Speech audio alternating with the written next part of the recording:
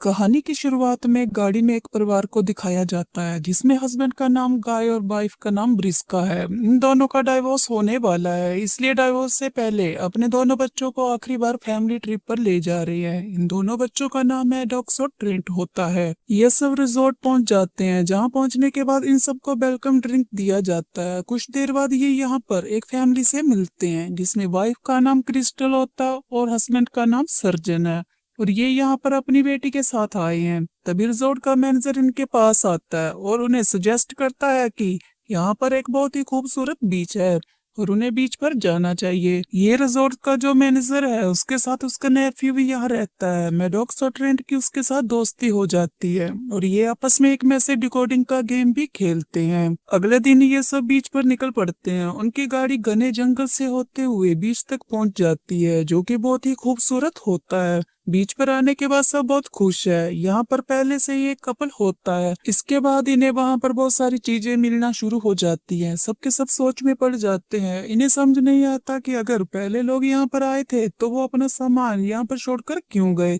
लेकिन फिलहाल ये इस बात को ज्यादा सोचना नहीं चाहते। ये सब यहाँ पर अपना एंजॉय करना चाहते हैं। और अब गाय और बिस्का का छोटा बेटा ट्रेंट समुद्र में नहाने के लिए जाता है। नहाते समय उसके पास एक डेड बॉडी आती है, जिसे देखकर वो बहुत घबरा जाता है और जोर से चिल्लाता है। ये सुनकर सब उसके पास आ जाते हैं। वो एक लड़की की डेड बॉडी होती है। तभी वहां पर एक ब्लैक लड़का आता है। वो कहता है कि ये मेरी गर्लफ्रेंड है, मैं इसे बहुत देर से ढूंढ रहा था। पर सबको लगता है कि इसी ने ही अपनी गर्लफ्रेंड को मारा है। तभी यहाँ पर सर्जन की वाइफ आती है और कहती है कि तुम्हारी मॉम को कुछ हो गया है। सबके सब वहां जाते और देखते हैं कि सर्जन की मॉम की मृत्यु हो गई होती है। हैरानी की बात तो ये है कि उनकी अचानक से उम्र बढ़ गई थी, जिस कारण उनकी मृत्यु हो गई। लेकिन ऐसा कैसे हो गया, किसी को कुछ भी समझ नहीं आ रहा होता।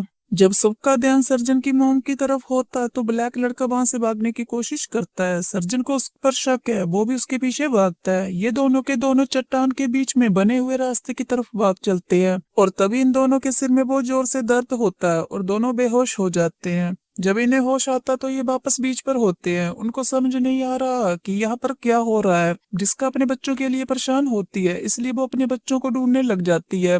बच्चे उन्हें कहीं भी दिखाई नहीं देते। तब वो उन्हीं कपल के पास जाती है जो वहां पर पहले से ही थे। ब्रिस्का उनसे पूछती है कि क्या तुमने मेरे बच्चों को देखा है।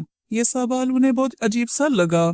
कपल कहते हैं कि हम तुम्हारे ही बच्चों से बातें कर रहे हैं जो कुछ ही घंटों में जवान हो गए होते हैं। लेकिन कैसे, इस सवाल का जवाब किसी के पास नहीं होता। अभी यहाँ पर मैडॉक्स के पिता भी आ जाते हैं। वह अपने पिता के गले लग जाते हैं। मैडॉक्स को समझ नहीं आ रहा ये सब क्या हो रहा है। कुछ ही देर बाद सबको एहसास होता है कि सबकी उम्र यहाँ एक एक मिनट में बढ़ रही होती है। सभी के चेहरे पर रिंकल्स आ जाते हैं। सर्जन को लगता है कि यहाँ पर जो कुछ भी हो रहा है उसके पीछे उस ब्लैक आदमी का हाथ है। सर्जन उसका नाम पूछता है, वो बताता है मेरा नाम रैपर है। सर्जन को उस पर गुस्सा आता है और वो उसके चेहरे पर हमला करता है। रैपर के चेहरे से खून निकलना शुरू हो जाता है। जैसे ही वो अपने चेहरे से हाथ उठाता है उसका गाँव बिल्कुल पूरी तरह ठीक हो जाता है। वो सबको बताता है कि वो अपनी गर्लफ्रेंड के साथ यहाँ पर घूमने आया था। फिर अचानक से उसकी गर्लफ्रेंड गायब हो जाती है और आखिर में उसकी डेड बॉडी ही मिलती है। अब सबको समझ आ रहा है कि इस बीच पर कुछ तो नॉर्मल नहीं है। अब सब कैलकुलेशन करने लगते हैं कि इस बीच पर हर आधा घंटा 1 साल के बराबर है। अगर वो सब जल्दी से यहाँ से नहीं निकले तो सबकी उम्र 24 घंटे के अंदर 48 साल हो जाएगी। फिर उन सब की मौत हो जाएगी। तभी ब्रिस्का के पेट में दर्द होने लगता है और वो बेहोश हो जाती है। सर्जन उसके पेट को चेक करता है और वो कहता है कि इसके पेट में कुछ गड़बड़ है।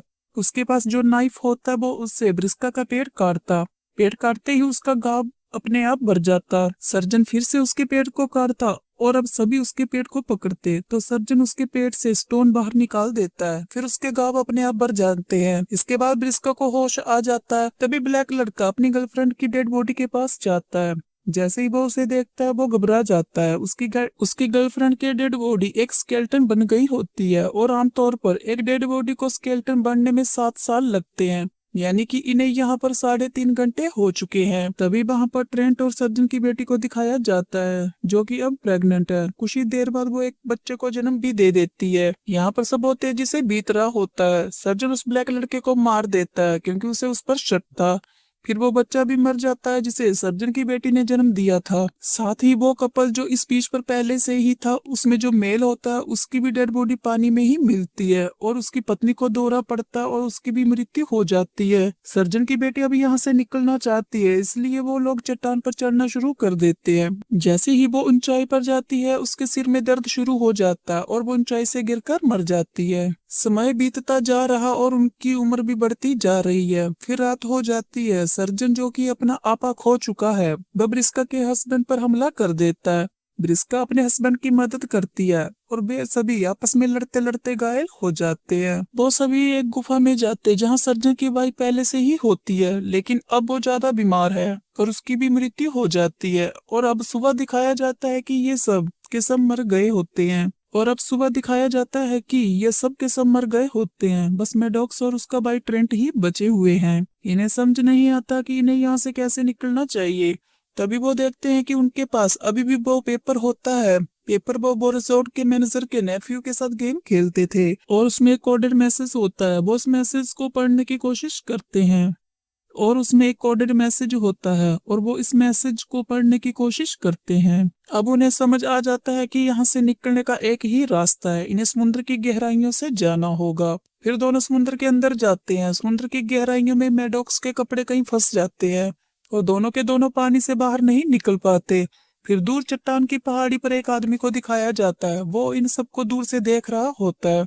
वहां पर कोई भी नहीं बचता। फिर ये आदमी वापस रिजॉर्ट में आ जाता है और रिजॉर्ट के मैनेजर को बताता है कि सब के सब मारे जा चुके हैं। दरअसल यहाँ पर मेडिकल का एक बहुत बड़ा एक्सपेरिमेंट चल रहा होता है। जब सभी गेस्ट पहली बार इस रिजॉर्ट में आए थे तब उन्हें एक वेलकम ड्रिंक पिलाया गया था और उस वेलकम ड्रिंक के अंदर वो मेडिकेशन थी। लोगों की जो उम्र बढ़ रही थी और उनके गांव बढ़ रहे थे, उसका बीच से कोई भी लेना देना नहीं था। उसका डायरेक्ट कनेक्शन उस मेडिकेशन से था। अगर वो ये सब गवर्नमेंट की परमिशन से करते तो उन्हें ये करने में कई साल लग जाते, लेकिन यहाँ पर जो रिसर्चर होते हैं वो यहाँ पर आए हुए गेस्ट पर इसका एक्सपेरिमेंट करके कई सालों का काम एक ही दिन में कर लेते हैं और ऐसा वो अब तक कई बार कर चुके हैं। अब वो यहाँ आने वाले नए गेस्ट के ऊपर इसका एक्सपेरिमेंट करेंगे। तभी यहाँ दिखाया जाता है कि वहां पर कुछ और नए गेस्ट आते हैं।